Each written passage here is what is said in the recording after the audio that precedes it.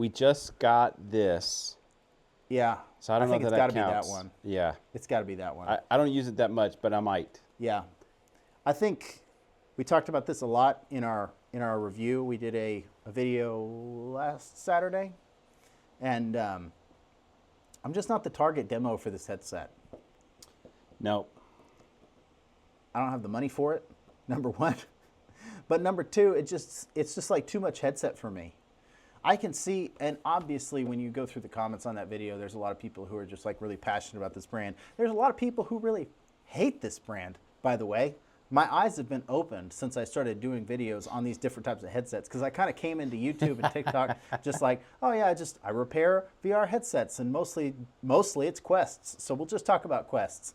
And that was a really like soft landing zone for content, because it's like, it's hard to hate on them because they're just so budget friendly and they're just so user friendly. I mean, you can, if you're a super big VR enthusiast like person, you could find reasons to hate on them because you don't like Meta or you don't like Mark Zuckerberg, whatever. But just broadly, like, it's a little harder to hate on the headsets themselves. Man, I just feel like I got lambasted for even talking about these headsets. It's like, and they're not bad headsets. I think the tech is great. It's just not a headset for you.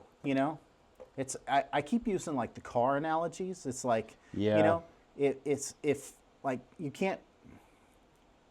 Like a Ferrari is not a daily driver. A Corvette is not a daily driver. Could you get a Corvette and use it as a daily driver? Sure. Is it probably not good to haul around kids in? No, it's probably not good to haul around kids in. Right. Well, that too. Or minivans. Let's talk about minivans. Yeah. Like, would I buy a minivan for myself? Probably not. Does that mean that minivans are automatically the worst thing in the world? And like, the other footnote here is that a lot of people do have problems with Pimax, like the company, like just as a company. I think that there's things that they've done.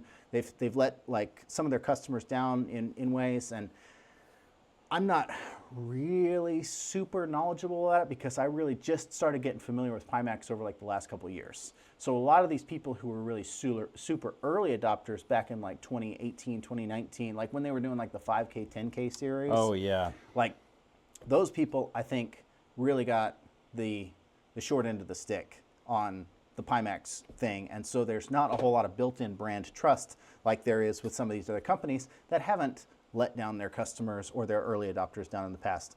And I can't discount that. Like I think that that's valid. I think that people are entitled to their opinions about it. And I think that it's probably reasonable to have issues. Again, I don't necessarily know that that makes it a bad headset or a bad product. It's not a bad headset, yeah. It's a fine headset. Yeah. It's probably just not a headset for you. I think they are realizing some of this, and I think they're trying to make adjustments, right, to make the customer service side of things better. But I could tell people are jaded, right? From the beginning. And that's okay. You got a little bit of a hill to climb out of, or a hill. You got a little bit of a hole to climb out of. So. Here's my rebuttal is at how does a company climb out? Are they not allowed to climb out? Like, is nobody How do they do better? Is nobody allowed to make mistakes? Yeah. I mean, there's mistakes that are made. Apple's make mistakes, like Microsoft has made mistakes, like Valve's made mistakes. Everybody makes mistakes. So how do you build back customer trust unless it's just, niche down, find an audience that really likes your product, and then really like cater to that audience, which kind of seems like what they're doing. Like, you get the under new management sign. Yeah, that's what you need. Rebrand. Yeah. We are no longer Pimax. We are known as IMAX. Wait, that's trademarked. We're known as Pimax. Max. Wait, that's Max. trademarked too. Oh, is that right? Yep. Okay. HBO changed to Max. Oh, that's right. Yeah. So, I don't know. I don't have a problem with.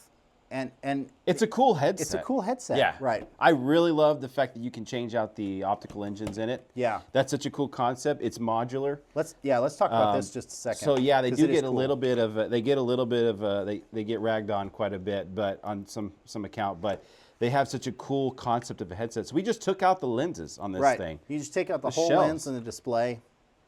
It's not sponsored, by the way. Just get that out of your heads right now. We are just talking about it because we think it's cool. So, but yeah, it's like, where do you find who else? who else is doing it? Yeah. Right. I think that's a. We Go ahead. replaced the audio too. This was modular. These come off. You can plug in the regular. These are the not aftermarket, but the upgraded option, the DMOS speakers. And again, for somebody who's looking for a headset to just pull out of a box, put it on their head, and jump into a game they're very familiar with, this is probably not very appealing. Mm-hmm. You know, there's different types of people who like different things. There's people who like Jeeps because they want to throw the big wheels on them, and they want to take the doors off, and they want to do this and put the ducks on the dashboard. And then there's people who just want their daily driver, and they never touch it, and they never do anything to it. There's two different types of people. And I think it's okay that the VR industry is adapting to that, to those different needs and those different niches, instead of trying to create some sort of catch-all net that just dominates the market, you know, the way that maybe you see in the phone industry. That's a good point. That's the Crystal Super, y'all. Yeah.